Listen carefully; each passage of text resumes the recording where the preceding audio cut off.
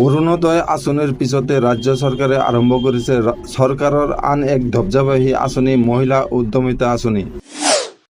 এই আঁচনিৰ জৰিয়তে ৰাজ্যৰ প্ৰায় ২৭ লাখ মহিলাক স্বাৱলম্বী ৰূপে গঢ়ি তুলিবলৈ বৃহৎ বিত্তীয় সাহায্য দিয়াৰ পদক্ষেপ লৈছে অসম চৰকাৰে।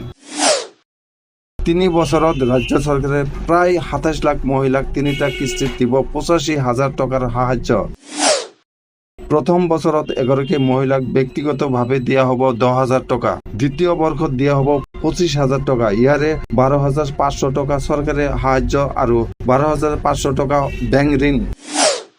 অন্তিম বছৰত ৫০,০০০ টকা দিয়া হ'ব বেংক ঋণ হিচাপে। ৰাজ্যৰ আত্মসহায়ক গোটৰ সদস্য হিচাপে থকা ৩৬ লাখ মহিলাৰ ভিতৰত প্ৰায় ২৭ লাখ মহিলাক এই আঁচনিৰ বাবে যোগ্য বিবেচিত হ'ব বুলি জনাইছে মুখ্যমন্ত্ৰীয়ে। জনতা ভৱনত এক সংবাদমেলত মুখ্যমন্ত্ৰী ডক্টৰ শৰ্মাই জনায় যে ৩১ মাৰ্চৰ ভিতৰত হিতাধিকাৰীৰ তালিকা চূড়ান্ত কৰিব ৰাজ্য চৰকাৰে। মহিলা উদ্যমিতা আঁচনিৰ ধন লাভ কৰিবলৈ কি কি যোগ্যতা থাকিব লাগিব মহিলাসকলৰ? মহিলাগৰাকী আত্মসহায়ক গোটৰ সদস্য হোৱাটো বাধ্যতামূলক। সাধাৰণ শ্ৰেণীৰ মহিলাৰ ক্ষেত্ৰত ৩টাকৈ অধিক সন্তান থাকিব নোৱাৰি। সংৰক্ষিত শ্ৰেণী মহিলাৰ 4টাকৈ অধিক সন্তান থাকিব নোৱাৰিব। মৰাণ মটকে ধৰি বিশেষ শ্ৰেণীৰ ক্ষেত্ৰতো সন্তানৰ সৰ্বোচ্চ সীমা হ'ব 4টা। মহিলাগৰাকীৰ সন্তান বিদ্যালয়লৈ যাব লাগিব, বিশেষকৈ কন্যা সন্তান বিদ্যালয়লৈ যোৱাটো বাধ্যতামূলক। অৰ্থাৎ কন্যা সন্তান যদিহে বিদ্যালয়লৈ নাযায় তেন্তে নাপাব এই আঁচনিৰ সুবিধা। মহিলাগৰাকীৰ কোনো বেংকত ঋণ থাকিব নোৱাৰিব। মহিলাগৰাকী পৰিয়ালৰ লোক চৰকাৰী চাকৰিয়াল হ'ব নোৱাৰিব।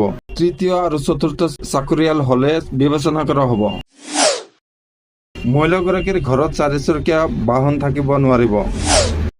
মন্ত্ৰী, বিধায়ক, প্ৰাক্তন বিধায়কৰ পৰিয়ালে লাভ নকৰিব এই আঁচনিৰ সুবিধা। ৰাজপত্ৰিত বিষয়াৰ পৰিয়ালে এই আঁচনিৰ সুবিধা লাভ নকৰিব। সুৰাৰ দোকান, অনুজ্ঞাপত্ৰ, ট্ৰাক এক্সকেভেট যিসকল আয়কৰ পৰিশোধ কৰা পৰিয়ালৰ লোকে লাভ নকৰিব এই আঁচনিৰ সুবিধা। ১ এপ্ৰিলত বিহালীৰ পৰা আৰম্ভ হ'ব মহিলা উদ্যমিতা আঁচনিৰ। বিহালীত ইতিমধ্যে ২৩,০০০ মহিলা বাছনি কৰা হৈছে এই আঁচনিৰ বাবে।